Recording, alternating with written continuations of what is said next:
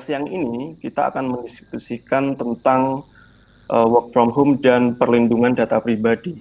Saya kira ini tema yang buat teman-teman yang mengikuti isu perlindungan data pribadi tentu semakin relevan untuk kita diskusikan kayak gitu.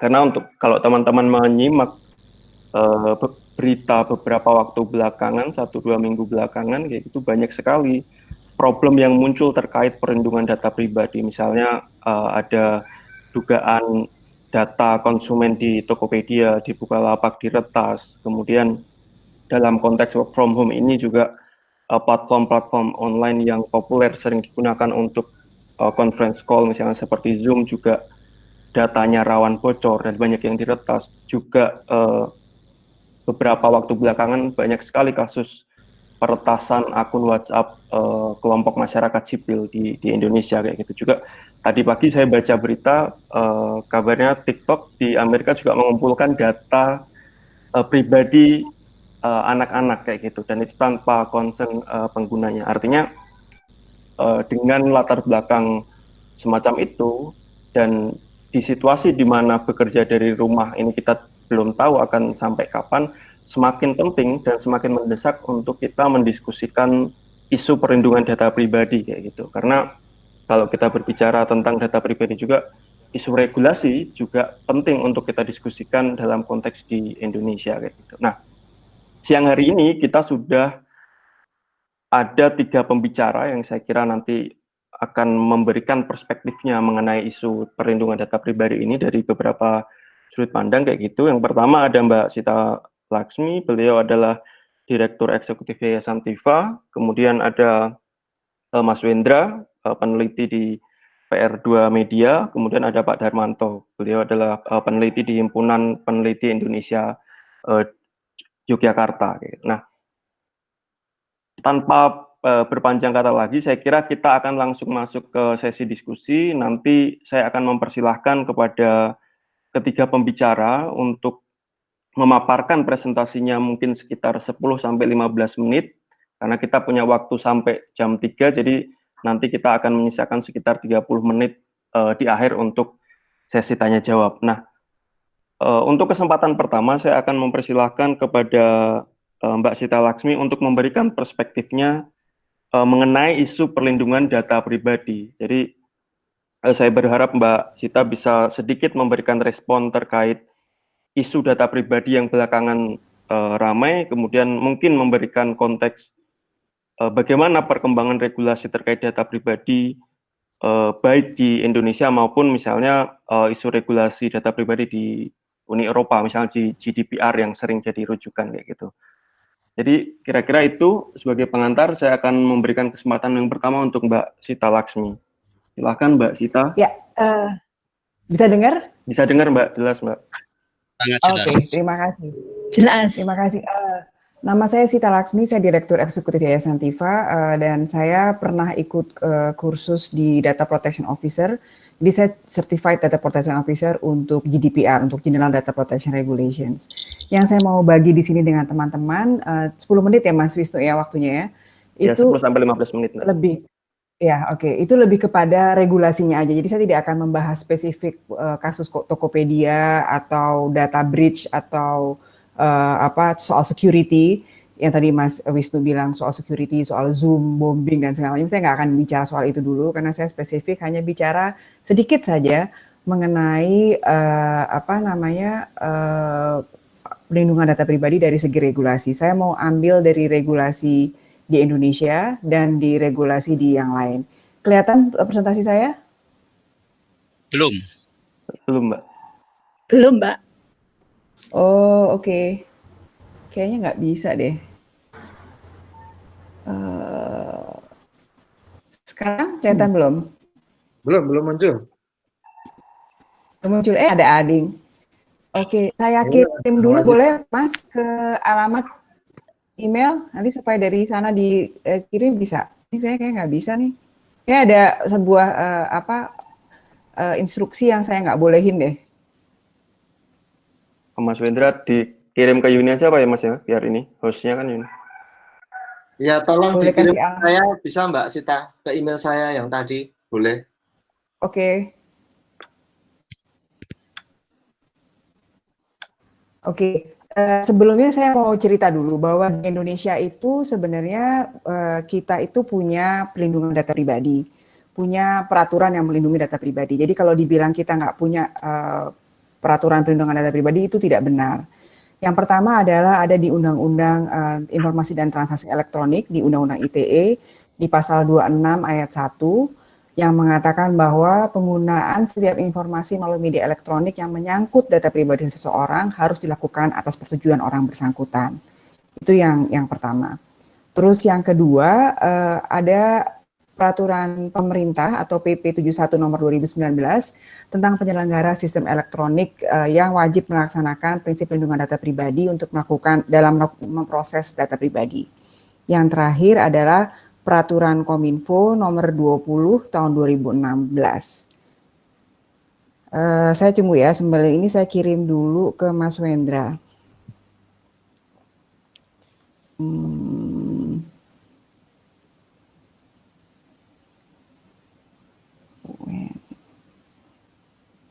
Pratama 7@gmail.com.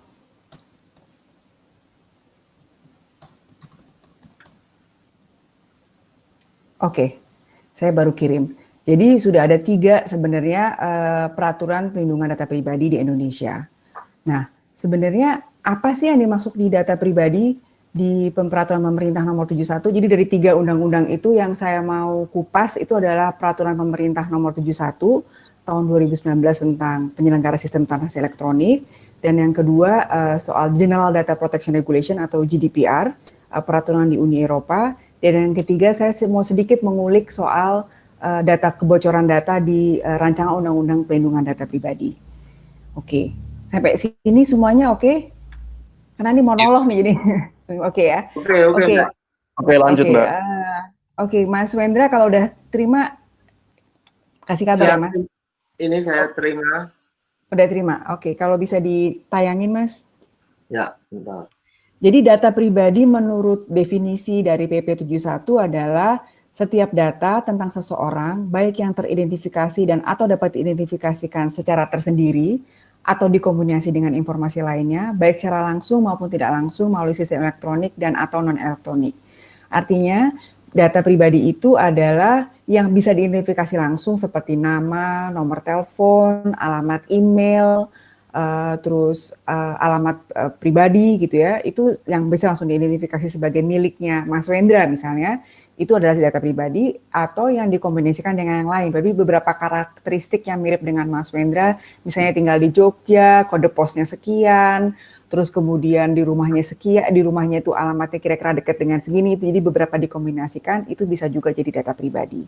Termasuk internet protokol atau akses internet yang kita miliki, yang statis itu juga termasuk data pribadi. Nah, apabila itu satu atau dikombinasikan, maka itu termasuk dalam definisi data pribadi yang harus dilindungi. Ya, nah yang menariknya di Indonesia itu ada 2 hal yang diletakkan. Pertama yang sistem elektronik dan non elektronik. Jadi yang sifatnya non elektronik pun itu termasuk dalam data pribadi. Jadi kalau lihat di PP 71 nomor 2019 itu yang termasuk diproses, data pribadi yang diproses itu termasuk dari pengolehan dan pengumpulan, pengolahan dan penganalisisan, penyimpanan, perbaikan dan perbaruan, penampilan, pengumuman, transfer, penyebarluasan, pengungkapan, penghapusan atau pemusnahan. Ini ada kira-kira 12 bentuk proses. Kalau di General Data Protection Regulation ada sekitar 16 atau 17 cara pemprosesan. Jadi bagaimana kita mendefinisikan proses data pribadi itu juga penting. Ini adalah yang diakui di Indonesia tahun 71 tahun 2019. Di konteksnya Wikipedia, di konteksnya Tokopedia, itu berarti termasuk di isu penampilan, pengumuman, transfer, penyebarluasan, pengungkapan, dan penyimpanan. Ya, jadi proses data di dalam 2 hal itu, penyimpanan dan juga penyebarluasan, dan sedikit terlibat di perbaikan atau pembaruan. Lanjut, di pasal 271, lanjut Mbak, slide berikutnya. Nah, Proses data pribadi itu menurut pasal 14 di PP 71 itu termasuk harus dilakukan sesuai dengan tujuan menjamin hak pemilik data pribadi, tidak akurat, lengkap, tidak menyesatkan, dilakukan untuk melindungi keamanan, dan dilakukan dengan memberitahukan tujuan dan bisa dimusnahkan atau dihapus. Itu adalah cara-cara proses data pribadi. Jadi pertama harus jelas tujuannya apa. Misalnya saya mengambil informasi data pribadi dari Mas Wisnu, saya harus jelas tujuannya apa. Saya ambil data Mas Wisnu untuk misalnya saya mau kirim email direct marketing saya, perusahaan saya ke Mas Wisnu gitu ya. Saya juga harus bilang sama Mas Wisnu bahwa email yang saya terima dari Mas Wisnu, alamat emailnya Mas Wisnu tidak akan saya sebarkan kepada pihak ketiga, hanya akan saya simpan di punya saya sendiri. Dan akurat, lengkap, tidak menyesatkan, mutakhir. Kalau Mas Wisnu itu merubah alamat emailnya, maka Mas Wisnu menginformasikan ke saya, maka saya update alamat emailnya agar dia akurat. Saya juga harus melindungi, misalnya kalau saya punya daftar sekian banyak alamat email yang saya simpan untuk kepentingan direct marketing saya, maka saya tidak boleh mengirimkan email itu sembarangan. Ya, dalam Excel sheet gitu saya nggak boleh ngirim ke suami saya pakai akun Gmail tanpa harus ada enkripsi gitu misalnya. Jadi tiba-tiba Excel file dikirim gitu aja itu nggak boleh. Itu berarti tidak melindungi, ya. Terus pada saat saya mengumpulkan informasi dari Mas Wisnu, saya juga harus memberitahukan tujuan, kenapa saya mengumpulkan, dan ketika dibutuhkan itu bisa dimusnahkan atau dihapus. Itu adalah beberapa proses prinsip data pribadi di PP 71 nomor 2019. Artinya yang terjadi di Tokopedia itu sebenarnya sudah ada di dalam salah satu ayat di pasal 14. Lanjut Mbak Monica. Ini hanya mengulang saja beberapa, karena waktu saya sudah sedikit. Jadi intinya adalah sebenarnya sudah ada jaminan, dan saat ini kan sudah ada tuntutan ya kalau nggak salah ya, kepada Tokopedia dan kepada Menteri Kominfo dari kelompok konsumen terkait Tokopedia. Jadi intinya adalah jika terjadi kegagalan dalam pelindungan terhadap data pribadi yang dikelolanya, penyelenggara sistem elektronik, yaitu di sini masuk Tokopedia atau siapapun yang mengelola data kita, wajib memberitahukan secara tertulis kepada pemilik data tersebut. Jadi yang perlu dikasih tahu tuh pemilik datanya juga otoritasnya mesti diberitahu. Lanjut. Nah, ini adalah prinsip proses data di GDPR atau General Data Protection Regulations. Kalau tadi yang kita ingat di atas tadi, misalnya yang soal saya memberi contoh soal pengumpulan data informasi dari Mas Wisnu, saya mesti ngasih tahu alamat, kenapa saya ngumpulin email itu untuk apa, terus harus memperharui. Ini mirip-mirip dengan yang prinsip proses datanya GDPR. Jadi lingkaran ini adalah lingkaran yang disebut sebagai akuntabilitas. Ketika sebuah entitas hukum melakukan pengelolaan data pribadi, maka dia harus punya sistemnya yang jelas agar dia bisa bertanggung jawab kapan saja kepada otoritas, kepada pemilik data pribadi, dan juga kepada masyarakat umum. Ya, yang pertama yang di atas adalah soal keabsahan, keadilan, dan transparansi. Intinya adalah ketika kita mengambil informasi atau data pribadi seseorang, kita harus memberitahukan kepada orang tersebut untuk apa kita ambil dan berbasis hukum apa. Jadi dasar hukumnya itu mesti jelas. Kalau misalnya Adminduk mengambil undang-undang kita, Dukcapil mengambil informasi dari kita, itu karena berdasarkan undang-undang Adminduk, dia harus mengambil informasi kita atau data pribadi kita untuk dikelola agar kita bisa dapat KTP. Dari KTP kemudian kita bisa dapatkan akses-akses yang lain. Jadi itu mesti absah, mesti jelas. Dan mesti transparan, kita mesti tahu kita diambil itu berdasarkan undang-undang apa, hukum apa yang mendasarinya. Gitu ya. Ada 6 legal basis atau hukum dasar yang bisa melakukan kenapa, tapi itu terlalu detail. Yang kedua adalah batasan tujuan atau purpose limitations. Jadi harus dijelaskan kepada pemilik data bahwa itu dikumpulkan untuk apa? Untuk alasan yang spesifik, eksplisit, dan sah.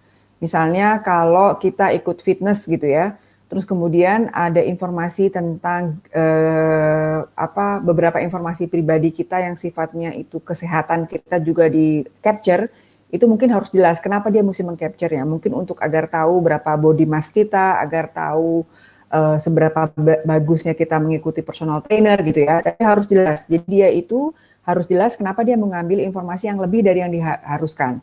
Misalnya kalau di fitness itu hanya butuh nama, alamat email, dan alamat, tapi terus kemudian butuh informasi lain, itu dia mesti jelasin kenapa.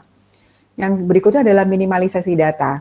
Jadi ambillah informasi yang memang dibutuhkan. Tadi contoh saya misalnya direct marketing. Kalau saya hanya mau mengirimkan email kepada Mas Wisnu untuk sebagai direct marketingnya perusahaan saya, maka saya hanya butuh alamat email. Saya nggak butuh nomor WhatsApp-nya Mas Wisnu, saya nggak butuh alamat rumahnya Mas Wisnu, saya hanya butuh alamat email, karena hanya itu yang saya butuhin.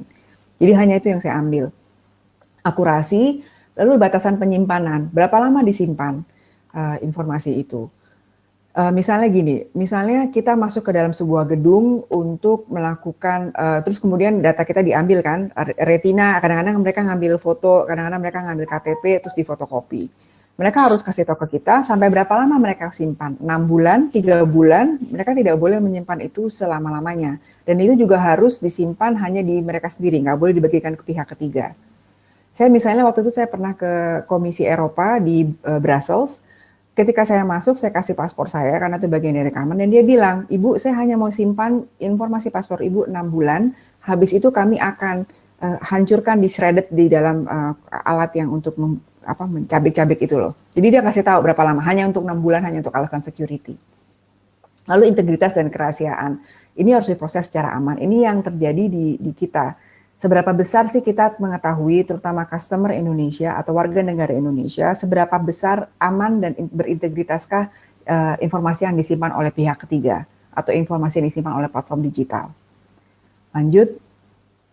Nah, proses ini yang akuntabilitas ini itu harus menunjukkan kepatuhan. Jadi kalau di negara-negara Eropa yang sudah ada GDPR-nya, mereka punya otoritas, dan otoritas itu bisa datang kapan saja ke ruangan kita dan punya akses ke dalam data-data pribadi, bahkan punya akses ke mesin dan ke data pribadi, dan kita harus menunjukkan kepatuhan. Jadi semua proses itu tuh harus jelas, data log-nya tuh jelas gitu ya, cerita datanya tuh jelas, bahwa saya ngambil data informasi soal ini, saya ngambilnya begini, prosesnya begini, disimpannya di sini, terus kemudian berapa lama saya simpan, dan segala macam itu harus jelas. Ini yang disebutnya dengan proses akuntabilitas. Nah, ini yang sebenarnya belum terjadi di banyak platform atau pihak ketiga di Indonesia, karena memang mungkin PP 71 tahun 2019 belum terlalu jelas. Lanjut. Nah, yang termasuk dalam breaching ya, data bocor, itu ada di 2 artikel atau 2 pasal di notifikasi di GDPR, di General Data Protection Regulations. Yang pertama adalah notifikasi kepada otoritas, yang kedua adalah notifikasi kepada pemilik data. Tapi kuncinya adalah 72 jam harus ada pemberitahuan. Jadi begitu ketahuan, 72 jam harus diinformasikan kepada otoritas. Kalau tidak diinformasikan harus ada alasannya, karena kalau tidak mereka bisa dapat denda. Tapi pembelajaran dari Inggris yang ICO-nya tahun pertama GDPR, jadi GDPR itu kan berlangsung dari Mei 2018 sampai Mei 2019. Itu banyak sekali kebocoran data terjadi, tetapi 17% yang benar-benar butuh aksi dari platform digital yang kehilangan data pribadi itu. Dan kemudian hanya kurang dari 1%, hanya berapa persen gitu dari 17% itu yang kemudian ada financial monetary yang mereka harus bayar denda gitu, jadi nggak banyak. Jadi pada dasarnya itu menunjukkan bahwa orang makin patuh, makin sadar, dan kemudian tapi juga ternyata dendanya nggak sebanyak yang dipikirkan sebelumnya, atau belum, memang enforcement-nya belum selesai. Ini bagian terakhir supaya bisa sambung ke yang lain, mohon maaf kalau kelamaan. Lanjut Mbak. Di rancangan Undang-Undang Perlindungan Data Pribadi. Jadi sudah ada, jadi saya tadi cek, sudah ada sebenarnya soal keamanan data pribadi, baik soal pemrosesan data pribadi, jadi bahwa pemrosesan data pribadi melakukan keamanan, jadi dilarang adanya pengaksesan yang tidak sah, pengungkapan yang tidak sah, penyalahgunaan, perusakan, dan kewajiban dari pengendali data pribadi atau data controller supaya tidak bisa diakses secara tidak sah. Lanjut Mbak, dan ada sanksinya. Ya, jadi ada pasal 61 sampai 69 itu ada ketentuan sanksi pidana sampai denda 10 miliar. Tapi di situ masih disebutnya sebagai individu, jadi belum entitas. Jadi ini mungkin yang dalam rancangan Undang-Undang Perlindungan Data Pribadi harus diperjelas sih sebenarnya. bagaimana soal kebocoran data pribadi. Karena soal kebocoran sendiri kayaknya belum terlalu jelas buat saya ya, mungkin saya bukan orang hukum, dijelaskan bahwa pihak pengendali data pribadi pun kalau dia dengan sengaja atau tidak sengaja itu ada data breach atau ada bocor data, dia juga harus dapat denda. Itu belum terlalu jelas menurut saya di dalam rancangan undang-undang perlindungan data pribadi. Tapi intinya kewajibannya dia untuk memberitahu otoritas, kewajiban dia untuk memberitahu pemilik data pribadi itu sudah ada dalam rancangan undang-undang perlindungan data pribadinya Indonesia. Mungkin sekian dulu Mas Wisnu dari saya. Mohon maaf kalau tadi agak terlambat presentasinya. Terima kasih. Oke Mbak Sita, terima kasih. Dan saya kira presentasi yang cukup jelas yang memberikan gambaran kepada kita terkait sekilas beberapa regulasi yang sudah ada di Indonesia, juga tadi gambaran tentang GDPR kayak gitu. Nah, saya akan langsung saja ke Mas Wendra karena waktu kita juga sudah terbatas kayak gitu. Mas Wendra mungkin akan memberikan gambaran melengkapi apa yang disampaikan oleh Mbak Sita tadi, baik mengenai GDPR atau komparasi dengan beberapa regulasi yang ada di negara lain, khususnya kalau tidak, Mas Wendra kalau tidak salah ingin cerita tentang pengalaman di Amerika kayak gitu. 15 menit ke depan saya persilahkan untuk Mas Wendra. Ya, terima kasih Mas Wisnu. Bisa keluar ya? Saya tadi maaf laptopnya malah mati. Sekarang udah keluar ya? Bisa Mas, terdengar Mas, suaranya terdengar. Suaranya terdengar. Videonya juga udah keluar ya? Belum Mas, nggak bisa. Slide-nya kayaknya belum. Tapi kalau suaranya sudah oke. Ya sudah, mohon maaf. Nah, semoga ini nanti muncul. Makasih. Jadi menarik sekali tadi dari Mbak Sita tentang regulasi berbagai hal, berbagai detail yang perlu kita perhatikan berkenaan dengan perlindungan data pribadi. Nah, sebelum saya masuk ke poin-poin hal yang untuk misalnya kita mau benchmarking ke GDPR maupun ke yang ada di California, di negara bagian California itu mereka juga barusan mengesahkan Januari ini tentang perlindungan data pribadi. Saya ingin ngobrol dulu sama teman-teman tentang ini. Kalau menurut saya bahwa filosofi dari perlindungan data pribadi itu kan konsep privasi ya, konsep privacy. Nah, itu memang kalau dari saya lihat sejarahnya tentang perlindungan data di Uni Eropa, kemudian di Amerika, kemudian di negara-negara Barat maupun di negara Asia, itu memang berawal dari kesadaran warganya sendiri akan privasi mereka. Nah, mungkin dan itu yang dalam negara demokrasi yang menjadi sentral, dari titik kuatnya itu adalah dari warga. Nah, bagi kita itu mungkin perlu kita sadari bersama bahwa secara budaya kita memiliki jarak terlebih dahulu dengan apa yang kita sebut privasi. Karena seperti kita tahu bahwa konsep privasi itu memang berasal dari budaya individualisme. Sementara budaya kita adalah kolektivitas ya, kolektivistik culture versus individualistic culture. Dalam budaya komunal kita itu memang kita nggak ada konsep privasi individu. Jadi memang kita yang menjadi kita titik tujuannya itu adalah kebutuhan dan tujuan kelompok, bukan pada individu. Sementara dalam budaya individu itu memang sangat pada individu, keunikan individu, bahwa tiap individu perlu diberi kebebasan. Nah, itu saya pikir nanti ini akan dalam proses perlindungan data pribadi, privasi, dan kemudian nanti perdebatan di Komisi 1 DPR yang akan membahas tentang privasi perlindungan data pribadi ini akan menjadi semakin kompleks dibanding di negara barat yang memang secara tradisi itu budayanya lebih erat lebih sudah dekat dengan privasi. Nah, itu yang pertama. Kemudian ini Mbak Yuni, Mbak Monik minta tolong presentasi saya, sudah saya kirim. Ya, jadi saya cuma mau menampilkan key takeaway saja, poin-poin penting saja yang saya catat, yang sekiranya cukup relevan untuk nanti regulasi di Indonesia. Tolong turun, Mbak Yuni.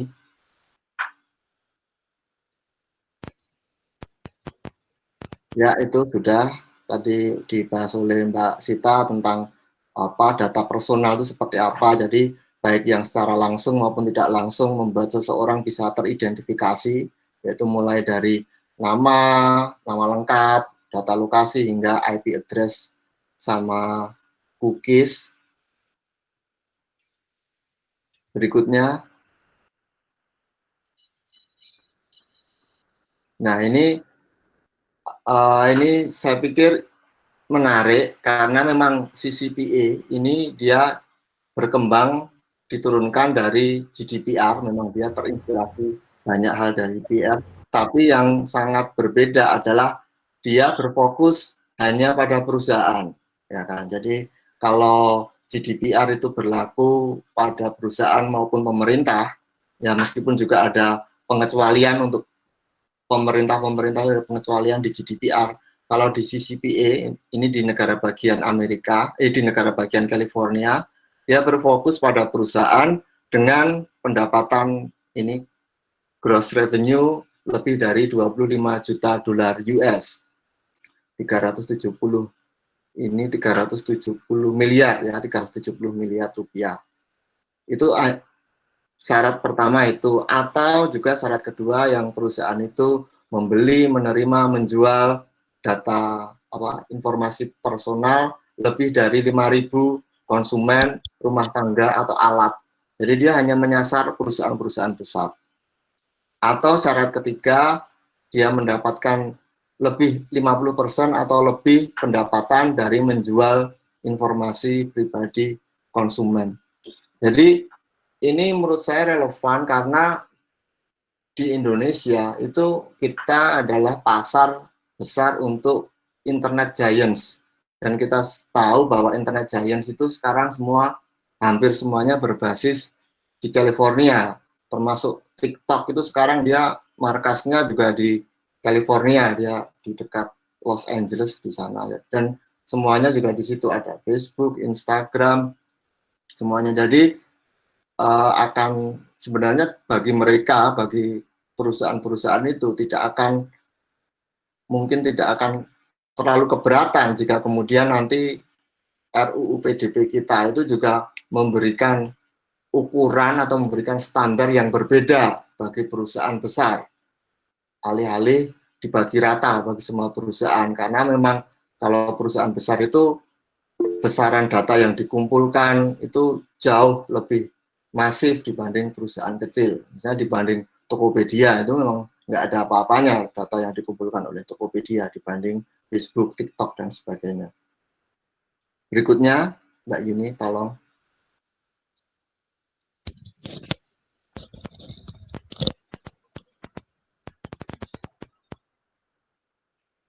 Nah, ini sebenarnya sama dengan GDPR yang untuk hak bagi warganya. Jadi hak untuk tahu, jadi misalnya saya mengakses sebuah website, kemudian IP address saya itu di California, itu ada notifikasi bahwa data ini akan dikumpulkan di sini, digunakan untuk ini, atau dibagi, atau dijual. Dan ada juga opsi kita menolak. Jadi kalau kita nggak mau data kita dikumpulkan, nggak mau data kita dijual ke pihak ketiga, kita bisa mengklik no. Nah, tapi ini hanya berlaku bagi warga California. Ini juga the right to opt out, kemudian menghapus. Ini secara prinsip sama dengan GDPR. Ya, kemudian ada juga ini yang untuk right to opt out itu penekanan untuk anak-anak, itu sama dengan tadi Mas Wisnu memberi contoh tentang TikTok, jadi bahwa dia mengumpulkan data underage children itu bertentangan dengan COPPA, ya kan, itu regulasi di Amerika yang sudah ada, Children Online Privacy Act untuk itu. Jadi dia menekankan. Jadi ada double di sini. Kemudian yang slide berikutnya, Mbak Yuni. Nah, ini sedikit saja tentang GDPR. Jadi saya mau menunjukkan bahwa GDPR itu juga berlaku bagi perusahaan kecil, bahkan termasuk perusahaan dengan jumlah pegawai di bawah 250, jadi bisa may apply untuk itu, jadi ada syarat-syaratnya. Tapi ada pengecualian, yaitu untuk tujuan-tujuan ini penegakan hukum dan tujuan keamanan yang dilakukan oleh kantor-kantor pemerintah. Kemudian yang poin ketiga itu ada ini data protection regulators. Misalnya dia undang-undang di tiap negara itu kemudian mereka menunjuk sebuah komisi khusus. Ada ICO di UK, kemudian di Prancis, kemudian di Spanyol. Nah itu nanti mungkin di Indonesia seperti apa? Kalau saya melihat di draftnya itu bahwa regulatornya akan dikembalikan ke sektor masing-masing. Nah, saya nggak tahu itu nanti mungkin Pak Darmanto atau kemudian kita nanti mendiskusikan hal itu lebih lanjut tentang regulator untuk Indonesia seperti apa. Kemudian yang ketiga ini ada kasus-kasus pelanggaran dan denda yang paling besar itu memang Google yang dikenakan oleh regulator data protection di Prancis, itu dendanya 50 juta euro. Kemudian yang menarik ini, Mas Wisnu pencinta sepak bola ini juga ada app-nya ini Mas, La Liga ini. Jadi ternyata Liga Spanyol itu badan Liga Spanyol itu membuat aplikasi, dan ternyata aplikasi itu mengaktifkan mikrofon para orang yang menggunakan itu. Jadi dia bisa mendengarkan suara orang yang sedang menggunakan aplikasi itu, mereka melakukan apa. Nah tujuannya apa? Ternyata tujuannya itu untuk mendeteksi orang itu melihat siaran Liga Spanyol itu melalui tayangan yang resmi atau melalui tayangan bajakan gitu. Jadi memang dia sangat aneh, makanya ini kasus yang unik sebenarnya, menarik. Tapi akhirnya didenda dia La Liga, dan dia masih mengajukan banding, saya nggak tahu hasil akhirnya seperti apa nanti. Jadi bahwa ada kasus-kasus yang menarik tentang di sini di Uni Eropa. Kemudian slide berikutnya, Mbak Yuni. Nah ini di India ini kasusnya masih sama dengan Indonesia, jadi statusnya masih RUU, masih bill, jadi Personal Data Protection Bill. Itu saya baca itu sama, pada pokoknya sama dengan GDPR, cuma yang berbeda ini ada exception untuk pemerintah. Jadi kalau di GDPR memang ada exception pemerintah untuk law enforcement and security purposes. Kalau di India itu lebih luas exception-nya. Ini masih di bill ya, masih di rancangan ya.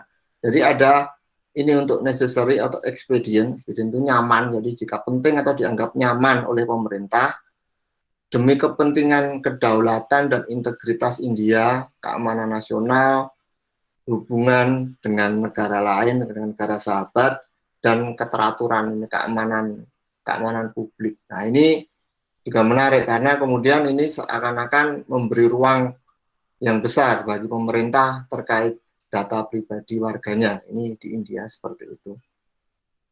Saya nggak tahu tuh nanti RUU kita jadinya seperti apa. Slide berikutnya, Mbak Yuni. Nah ini yang terakhir, ini cuma catatan saya yang menurut saya poin-poin penting. Sebenarnya banyak sekali yang penting di RUU kita, tapi 3 hal saja saya tentang ini.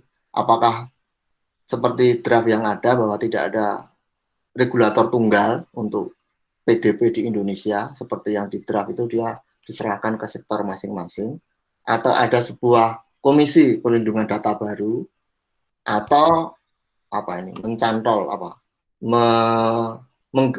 tergabung ke komisi informasi, ke KI, karena KI sudah ada. Saya nggak tahu itu nanti bagaimana Komisi 1 dan pemerintah yang berdiskusi. Kemudian pertanyaan keduanya, apakah standar yang sama terhadap bisnis itu juga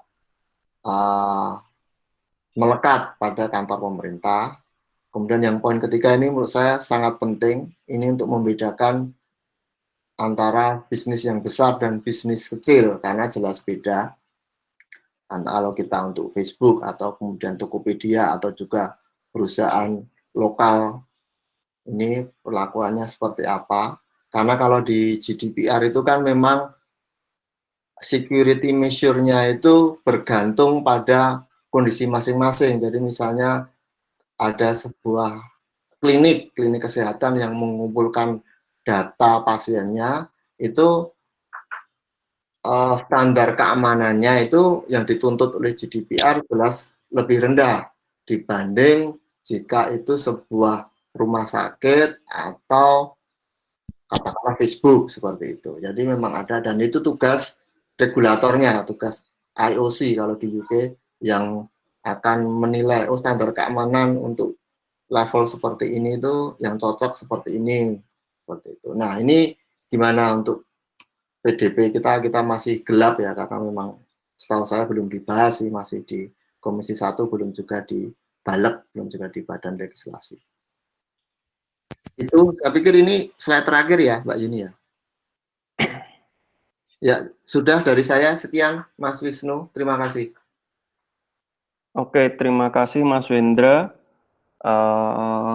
Karena sudah 2:30, saya akan langsung saja ke Pak Darmanto kayak gitu dari Himpunan Peneliti Indonesia yang akan masuk ke diskusi tentang problematika regulasi PDP di Indonesia. Tadi Mas Wendra sedikit sudah memberikan pengantar untuk kita mendiskusikan tentang problem regulasi mengenai PDP di Indonesia. Kepada Pak Darmanto, saya persilahkan untuk 15 menit ke depan. Baik, terima kasih Mas Wisnu Pras atas kesempatan yang diberikan pada saya.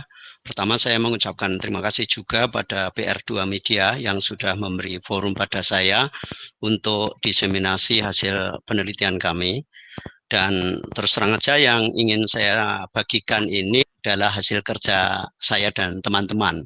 Ada 4 orang, saya, lalu Inasari, Widya Stuti, Nur Zaini, dan Dulurusa Perdani Kusuma yang tahun lalu itu ditugasi oleh kantor saya, Balai Pengembangan Sumber Daya Manusia dan Penelitian Kominfo Yogyakarta, untuk melakukan penelitian mengenai kesiapan pengelolaan data pemerintah dalam mendukung RUU Perlindungan Data Pribadi. Jadi apa yang ingin saya sampaikan ini bagian dari hasil riset, tapi kemudian tahun ini saya coba teruskan dengan menelisik, mengumpulkan kembali dokumen-dokumen regulasi yang belum sempat kami pelajari tahun lalu, untuk kemudian saya lanjutkan sebagai bagian dari riset menganalisis isi tentang regulasi perlindungan data pribadi.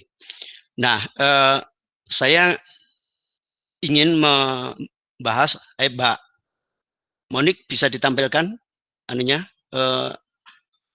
materi saya. Halo. Oke, saya mulai. Ada beberapa hal yang ingin saya bahas pada kesempatan hari ini. Pertama itu kita mencoba meninjau sedikit tentang apa itu pengertian data pribadi dan juga jenis-jenisnya, lalu bagaimana pengaturan data pribadi di Indonesia, kemudian produk hukum atau produk regulasi apa yang sudah ada gitu. Nah, kemudian yang terakhir kira-kira usulan yang ideal untuk pengaturan data pribadi ke depan seperti apa. Mengenai definisi-definisi yang dari ahli ataupun dari sumber-sumber luar tidak akan saya lihat, tetapi saya kira langsung ke slide ketiga, Mbak. Keempat, Mbak. Slide keempat. Nah, sebelum ini, Mbak, sebelum ini. Kok hanya sebagiannya yang muncul? Bisa diperluas itu layarnya, Mbak. Tapi yang ingin saya sampaikan bahwa ternyata di dalam pendefinisian data pribadi di regulasi yang sudah ada di tempat kita itu berbeda-beda ya. Misalnya kalau kita membaca Undang-Undang Adminduk, baik yang tahun 2006 maupun hasil perubahannya tahun 2003, itu sama dengan di Permen Kominfo nomor 20 tahun 2016, sama persis. Tampaknya ini copy paste. Nah, tetapi yang kemudian kita baca di PP 71 tahun 2019 yang waktu saya penelitian itu belum muncul karena PP ini ditandatangani tanggal 4 Oktober tahun lalu. Riset kami sudah berlalu gitu, artinya sudah berjalan. Nah, itu rupanya definisi di PP 71 itu sama persis di rancangan Undang-Undang PDP yang sekarang sedang diajukan di DPR. Jadi pengertian data pribadi itu sendiri itu berbeda-beda antara dokumen kebijakan yang satu dengan yang lain. Nah, misalnya kalau yang tadi dikutip oleh Mbak Sita itu sama seperti yang ada di RUU PDP. Sementara yang di 3 regulasi yang lain, Adminduk 23 tahun 2006, kemudian nomor 24 tahun 2013 dan Permenkominfo itu beda artinya. Jadi memang dari pengertian ini saja itu sudah problematik. Nah, lalu di dalam kajian kami juga menemukan bahwa data pribadi itu sebenarnya dipilah menjadi 2 kategori. Slide berikutnya, Mbak, yaitu yang bersifat umum dan bersifat spesifik atau yang biasa disebut sensitif. Nah, ada banyak versi tentang yang sensitif seperti apa, tetapi saya kemudian mengambil dari RUU PDP. Tampaknya RUU PDP juga mengkompilasi dari berbagai macam sumber rujukan yang kemudian disimpulkan seperti ini. Jadi kalau data pribadi yang bersifat umum itu menyangkut nama, tempat dan tanggal lahir, nomor kartu tanda penduduk, surat izin mengemudi, atau nomor pengenal lainnya, kemudian data biometrik seperti sidik jari, foto digital atau pindaian retina, dan data lainnya yang terkait dengan penyelenggaraan data pribadi. Nah, tapi kemudian di yang spesifik itu menyangkut agama, keyakinan. Saya nggak tahu kok biometrik muncul lagi, coba nanti saya cek ulang apakah saya yang salah ngutip atau gimana kok muncul di spesifik dan muncul di umum. Tapi memang dari beberapa pustaka yang saya baca itu biometrik, kemudian data kesehatan dan lain sebagainya, termasuk juga agama, keyakinan itu masuk yang sifatnya spesifik atau sensitif. Artinya ini tingkat bahayanya bagi pemilik itu cukup tinggi kalau misalnya ini dibuka, itu cukup mengganggu kenyamanan atau keamanan dari si pemilik data pribadi. Lanjut, Mbak, berikutnya. Nah, catatan kami teman-teman di tim peneliti ini bahwa pengaturan perlindungan data pribadi kita seperti ini. Produk kebijakan formal tentang PDP itu tidak ada yang merujuk pada pasal 28G ayat 1 Undang-Undang Dasar 1945 yaitu tentang perlindungan data pribadi. Kemudian tidak adanya kerangka acuan atau tujuan yang jelas dalam penyusunan regulasi PDP. Maaf, dalam teori kebijakan RUU itu belum kebijakan. Jadi yang saya katakan di sini itu yang betul-betul sudah ditetapkan sebagai kebijakan, belum rencana kebijakan. Kalau RUU PDP ini masih rencana, jadi belum saya masukkan kategori di sini. Kemudian terjadi kekacauan atau saling sengkarut atau disharmoni mengenai pengaturan perlindungan data pribadi. Tadi antara regulasi satu dengan regulasi lain itu tidak tidak padu. Lalu produk kebijakan formal tentang PDP itu tidak saling menguatkan karena cenderung mencerminkan kuatnya ego sektoral antar institusi. Misalnya Permenkominfo 20 dengan 20 tahun 2016 dengan Permendagri 61 tahun 2005, kemudian Permenkes, Permensos gitu, masing-masing itu menurut apakah kecenderungan dari institusinya sendiri-sendiri. Tidak ada satu paduan yang kemudian ini bisa mengintegrasikan mengenai pengaturan data pribadi itu sendiri. Lalu pendefinisian mengenai data pribadi masih sumir. Itu tadi yang saya kutip dari Undang-Undang Adminduk dan Permenkominfo 20 tahun 2016 itu betul-betul tidak begitu spesifik, berbeda dengan yang PP 71 tahun 2019. Berikutnya, Mbak.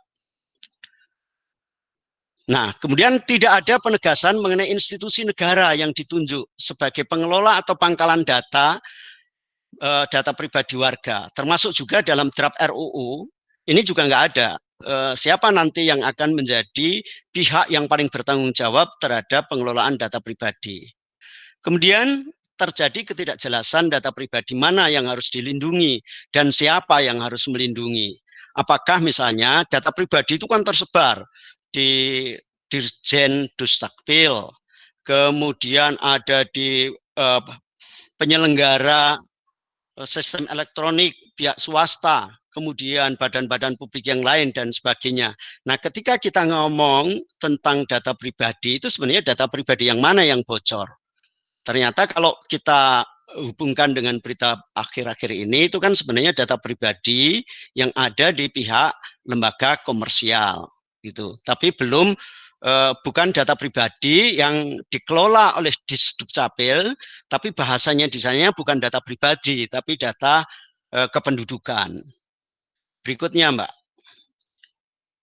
Nah, ini kira-kira potret pola hubungan regulasi PDP satu dengan yang lain itu berdiri sendiri-sendiri. Seperti inilah gambarannya, tidak ada hubungan kausalitas kira-kira gitu. Jadi masing-masing mengatur menurut domainnya institusi itu sendiri, tidak satu kesatuan sebagai suatu negara gitu, enggak gitu. Berikutnya. Yuk. Nah, ini beberapa kebijakan kayaknya tidak kurang dari 13 undang-undang yang di dalamnya itu menyebut tentang data pribadi tapi dengan berbagai macam istilah. Ada misalnya kalau Adminduk itu mereka menyebutnya dengan data kependudukan. Kalau perbankan itu dengan istilah nasabah.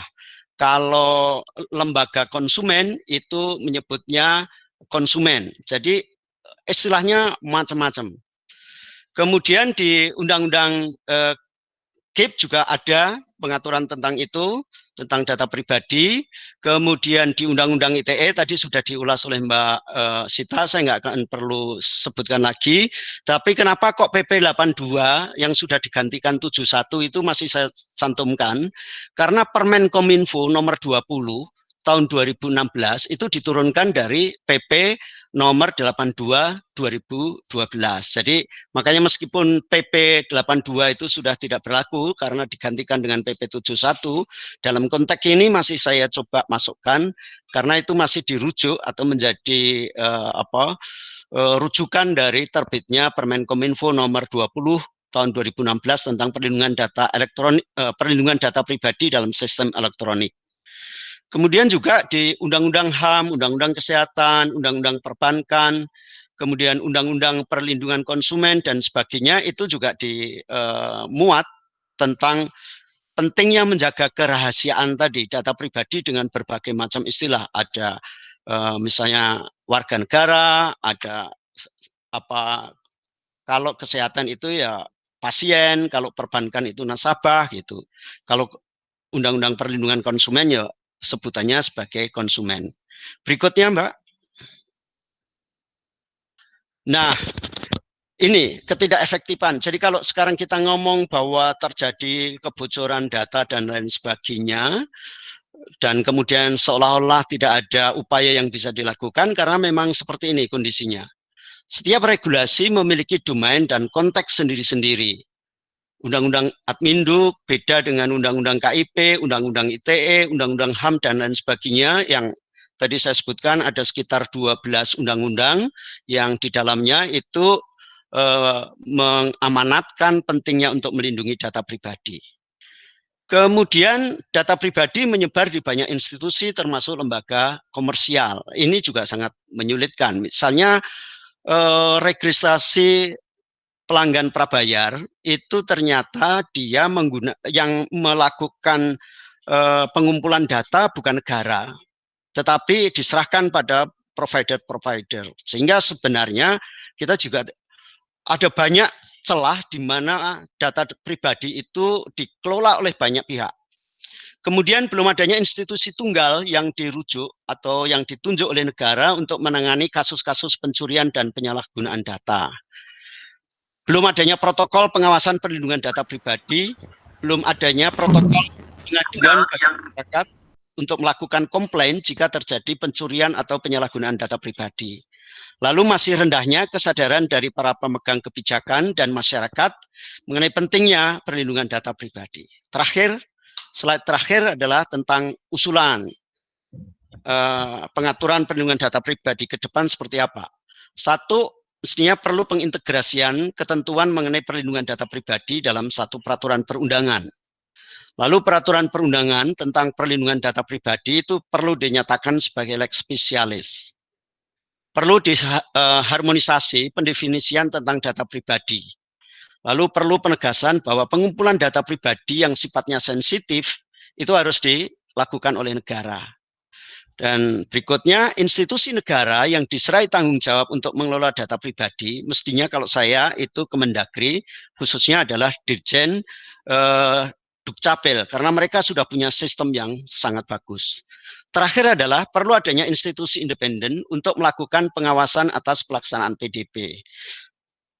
RUU PDP tampaknya memberi isyarat komisi informasi yang akan diberi kewenangan untuk menyelesaikan sengketa itu, tetapi apakah itu juga sekaligus berarti dia akan menjadi pengawas? Dan kalau iya, bagaimana komprominya dengan Undang-Undang KIP? Saya kira begitu Mas Wisnu yang bisa saya sampaikan, pokok-pokok pikiran yang mungkin bisa menjadi bahan diskusi kita pada kesempatan siang hari ini. Terima kasih, waktu saya kembalikan ke Mas Wisnu. Terima kasih Pak Dar. Saya kira begitu teman-teman ya, 3 presentasi yang saya kira saling melengkapi. Tadi Mbak Sita dan Mas Wendra bicara tentang konteks yang lebih luas, termasuk perbandingan dengan GDPR dan aturan di California tadi. Kemudian Pak Dar juga lebih spesifik melakukan analisis atas regulasi yang mengenai PDP yang ada di Indonesia dan problem-problem yang muncul kayak gitu. Nah, untuk sesi selanjutnya, saya kira ini sesi tanggapan dan sesi tanya jawab kayak gitu. Saya beri kesempatan untuk teman-teman kalau ada yang ingin merespon, memberikan tambahan perspektif, atau juga bertanya ke pembicara kayak gitu, dengan langsung bertanya saja, baik di chat maupun kalau teman-teman ingin berbicara, silahkan di unmute. Saya Mas. Monggo Pak Paulus. Bisa didengar suara saya? Jelas Pak, silahkan Pak. Sangat bisa Pak. Ya, terima kasih Mas Wisnu, para pemberi materi dari Mbak Sita. Ketemu lagi Sita, Mas siapa tadi? Wendra dan Mas Darmanto. Nah, saya ingin berbagi pengalaman saja. Kebetulan orang yang secara informal mengusulkan RUU PDP itu saya ke Dirjen IKP pada tahun 2012. Pada waktu itu masih dirjennya masih Pak Freddy Tulung dan sekjennya sekjennya adalah Pak Ismail Cawidu. Nah, saya sampai memberikan buku juga kepada mereka beberapa literatur tentang PDB. Jadi pada waktu itu sudah dimulai diskusi pra RUU-nya itu di Bali. Itu bulan Juli tahun 2012. Saya ikut dalam proses ini sampai April 2017. Saya tidak lagi masuk di dalam tim karena instansi yang mengelola RUU ini bukan IKP, tetapi sudah pindah ke Dirjen lain. Jadi proses awal sampai mau proses akhir saya ikut di dalamnya. Nah, yang pertama yang saya mau katakan adalah semacam Mas Darmanto tadi sampaikan adalah undang-undang ini banyak irisan dengan undang-undang lain, atau rancangan undang-undang ini banyak irisannya dengan undang-undang lain. Nah, irisan-irisan ini perlu kita cermati karena akan menyangkut definisi yang akan kita gunakan. Itu penting. Tadi Mas Darmanto sudah mengatakan definisinya berbeda-beda, yaitu persoalan regulasi Indonesia adalah banyak undang-undang yang mendefinisikan secara berbeda-beda. Hanya yang benar, yang agak sama itu saya langsung ke apa itu badan publik. Definisi badan publik dalam RUU yang saya miliki sampai sekarang itu RUU PDP yang versinya 2019. Terakhir katanya mau diubah lagi. Itu tentang badan publik.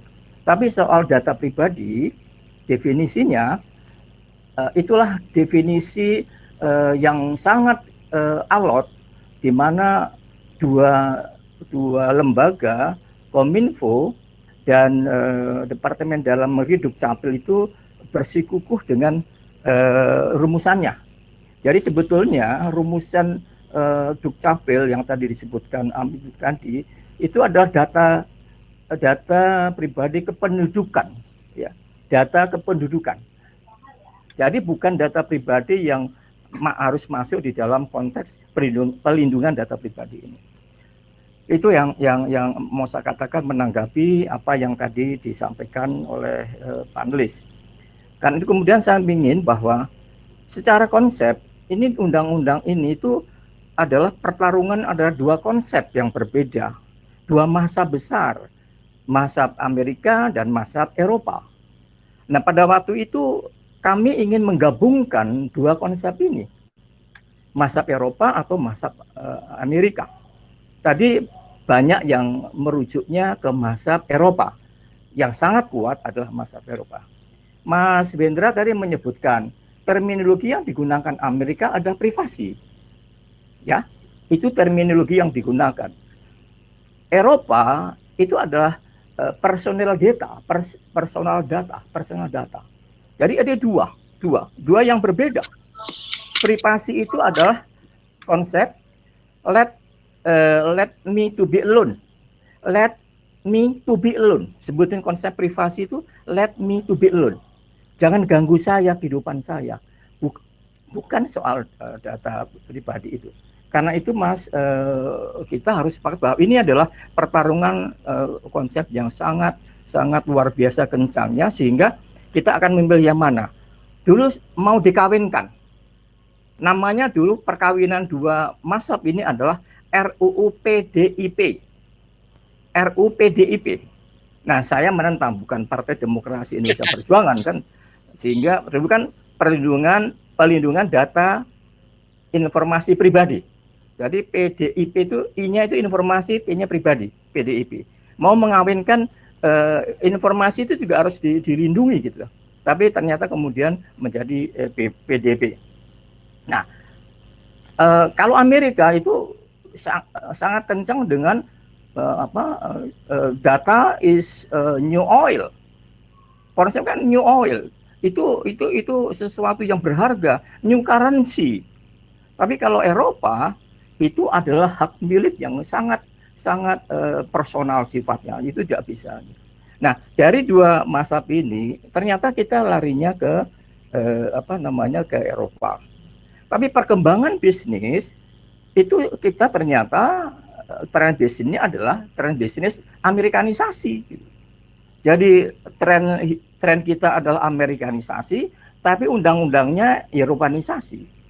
Ini yang kemudian agak susah mempertemukan konsep-konsep ini. Nah, conflict of definition, conflict of norms itu sangat kental untuk ini. Ya. Nah, kalau Amerika itu yang disebut dengan data itu kemudian menjadi personal information. Nah, tadi Mbak Sinta menyebutkan ada terminologi data spesifik atau Mas Darmanto menggunakan kata spesifik juga ya. Dulu kita memperjuangkannya adalah data sensitif. Data sensitif itu ada 3 kelas. Low sensitif, meso sensitif, sampai high sensitif. Itu ada kategori yang berbeda. Jadi ada gradasi perlindungan data yang low sensitif, middle, sampai high sensitif. Tapi ternyata di dalam di dalam draft ini yang digunakan adalah data spesifik dan yang di situ ada kata sensitivitas. Tapi saya bersyukur karena perjuangan saya, perlindungan data anak masih dipertahankan. Itu penting. Data anak itu harus dipertahankan. Yang berikutnya adalah tadi tatkala disebutkan Mas Darmanto, siapa yang akan menjadi pengendali kalau terjadi dispute. Kalau di Eropa, di Inggris kan ada Information Commissioner ya, ICO kan, ada ICO di sana.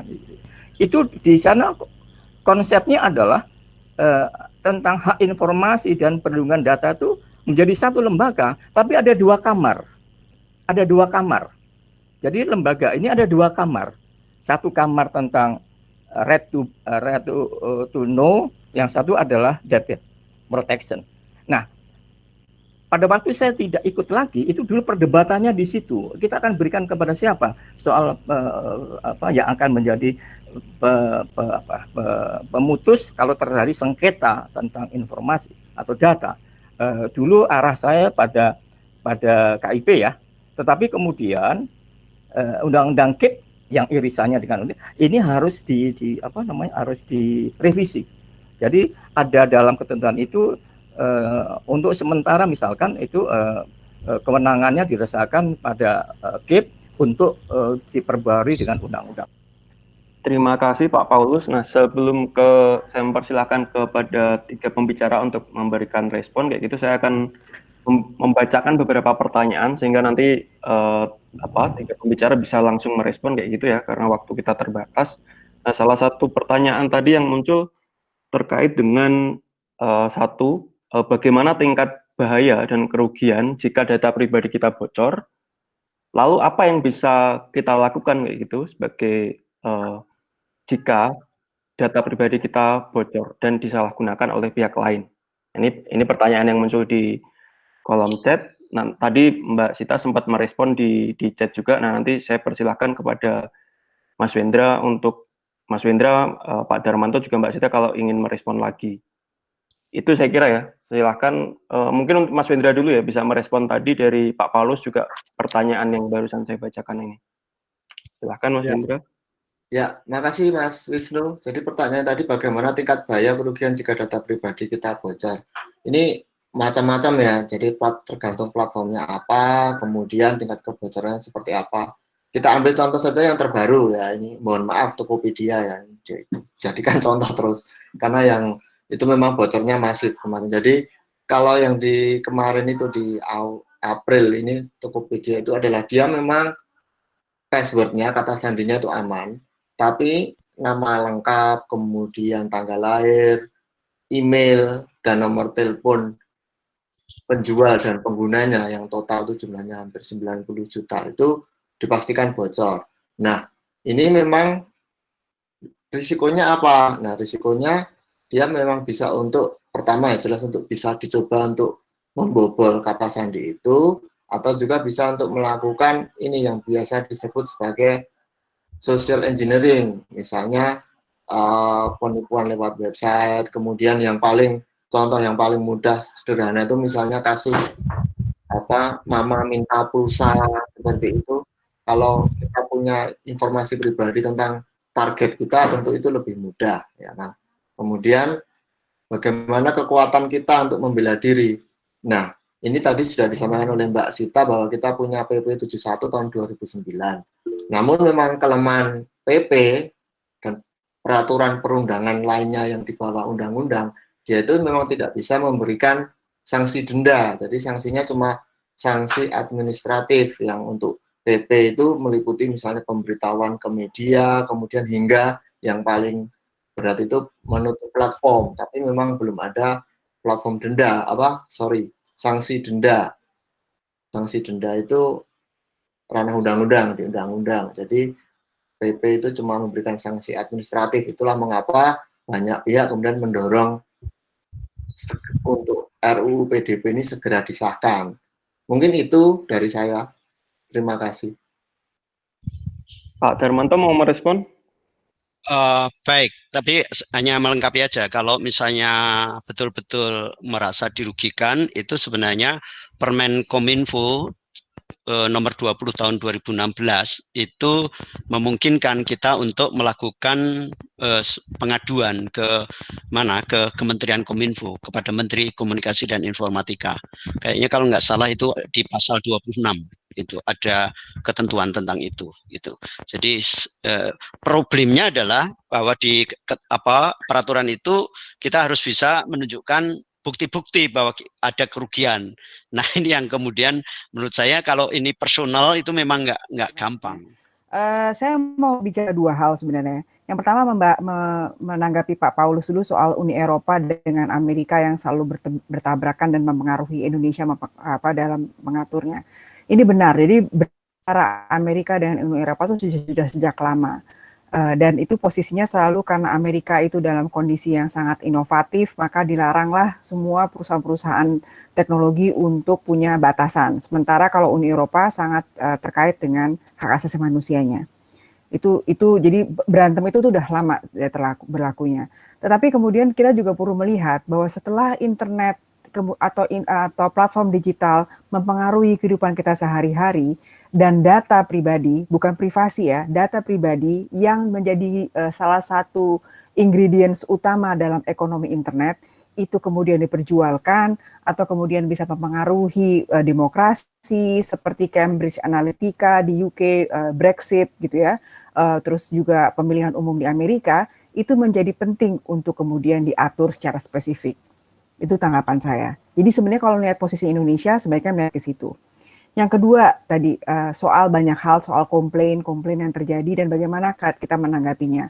Maka dari itu sebenarnya penting. Sebenarnya salah satu kunci utama yang belum ada dalam merancang undang-undang PDP adalah pertama siapa yang menjadi otoritasnya. Jadi ada 3 aktor utama kan sebenarnya kan. Otoritas itu orang yang atau organisasi atau entitas yang mengatur implementasi dari RUU PDP ini. Kepada siapa? Para pengelola data pribadi, kedua pengelola data pribadi itu bisa siapa aja. Bisa bahkan perusahaan yang kecil sekali, small medium enterprises atau besar, selama dia mengelola data pribadi, karena data pribadi kan definisinya sangat luas ya. Jadi siapapun bisa mengelola. Bahkan misalnya Yayasan Tifa pun kami mungkin mengelola data pribadi sebenarnya. Mengelola data pribadi pegawai kami, mengelola data pribadi mitra-mitranya Tifa, itu sebenarnya kita udah mengelola data pribadi. Yang ketiga adalah prosesor atau yang memproses data pribadi. Nah, yang penting untuk RUU PDP yang sekarang masih kurang adalah adanya otoritas yang independen, adanya otoritas yang bisa memastikan compliance atau kepatuhan dari semua yang melakukan proses data pribadi itu untuk bisa menjalankan, sehingga komplain-komplain dari teman-teman soal kalau data saya diambil bagaimana, kalau saya kebanyakan dapat direct marketing gimana, itu bisa dilakukan di komplain melalui otoritas tersebut gitu. Jadi itu adalah kunci menurut saya. Di GDPR itu bab mengenai otoritas itu bisa satu section sendiri gitu, dan independensi itu juga satu section sendiri yang mereka harus detilkan. Karena memang penting sekali memastikan agar semua hal ini itu bisa berjalan dengan benar gitu ya. Ada kepatuhan, karena nggak ada gunanya kita punya rancangan undang-undang, nggak ada gunanya kita punya rangkaian regulasi kalau nggak bisa dipakai. Indonesia memang sudah mempunyai undang-undang, sudah punya regulasi, ada peraturan menteri, ada undang-undang ITE, ada kemudian juga ada PP, tapi persoalannya kan kemudian kepada siapa kita mesti mengadu? Itu kan pertanyaan itu kan, ke jaksa, ke polisi, ke siapa kita mesti mengadukan? Proses itu nggak ada. Pelindungan data pribadi menurut saya, kalau melihat dari ini, itu requires a lot of technical details, requires a lot of kapasitas untuk memahami secara detail dan teknis soal operasionalnya. Itu. Terima kasih sekali lagi Mbak Sita, kemudian Mas Wendra, Pak Darmanto, dan Pak Paulus, dan teman-teman yang lain. Saya kira diskusi seri ketiga webinar PR2 Media kita akhiri sampai di sini. Webinar terakhir sebelum Lebaran, mungkin nanti kita akan lanjutkan lagi setelah Lebaran kayak gitu. Terima kasih teman-teman yang sudah menyimak. Nanti kalau sudah siap, saya kira rekaman diskusi kita hari ini akan di-share di akun YouTube PR2 Media. Teman-teman bisa menyimaknya lagi. Dan tadi beberapa yang request request terkait dengan presentasi pembicara, mungkin bisa mengirimkan email ke PR2 Media. Saya kira itu ya teman-teman ya. Terima kasih atas perhatiannya. Terima kasih sudah banyak Mas Wisnu. Ya, dan terima kasih banyak. Ya, terima kasih. Selamat Oke. sore dan Selamat sore. jaga kesehatan. Ya, terima kasih banyak.